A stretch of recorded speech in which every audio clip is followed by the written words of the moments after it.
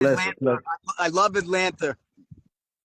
Yeah. I'm out here thugging, man. But yeah, I appreciate the opportunity to jump on and just shed light on what we're doing here on our corner of the earth.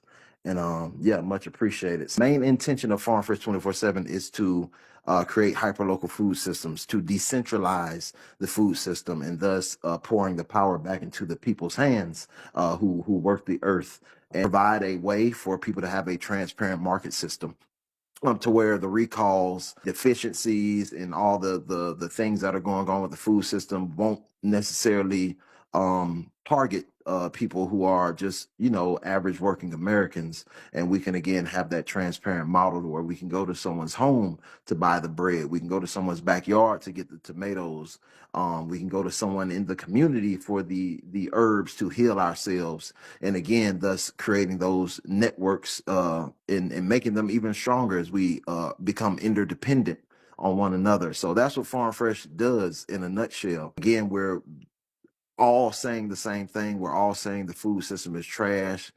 We need to do something about it. Some of us understanding that we're stronger together and that we can kind of, usher in a new system if we all stand up and say, hey, this is what we're looking for.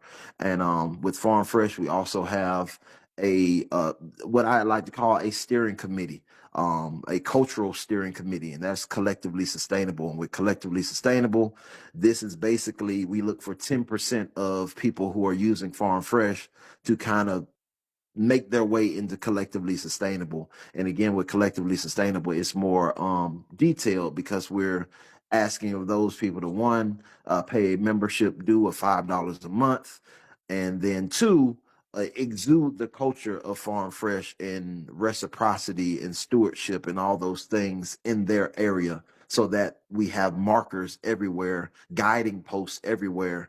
So when people jump on the app, they can see people who are operating in the same cultural normalcy that we're choosing to bring to the forefront. And again, that $5 a month goes towards paying for Farm Fresh 24/7. We love for everything to be free, but sustainability doesn't allow for that. Sustainability calls for things to get poured back in as people use them. So we found out that our little algorithm, which is again 10% of our users paying that $5 a month, creates enough profit for us to pour back into the system to keep the app running.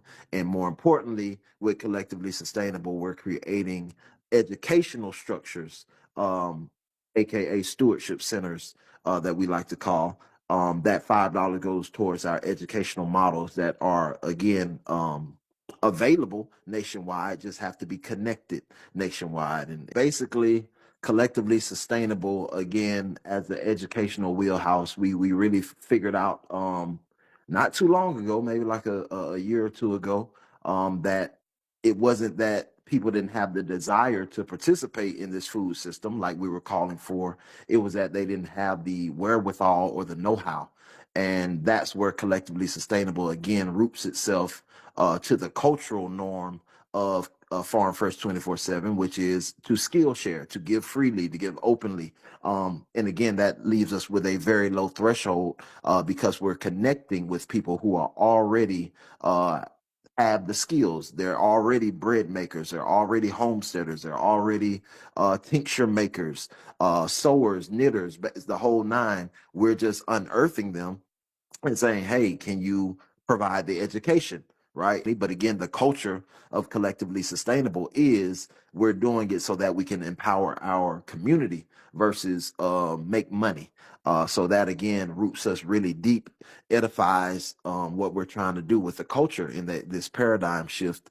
And again, I think this is a wonderful time to be alive. I believe that a lot of this shakiness is opening up opportunity.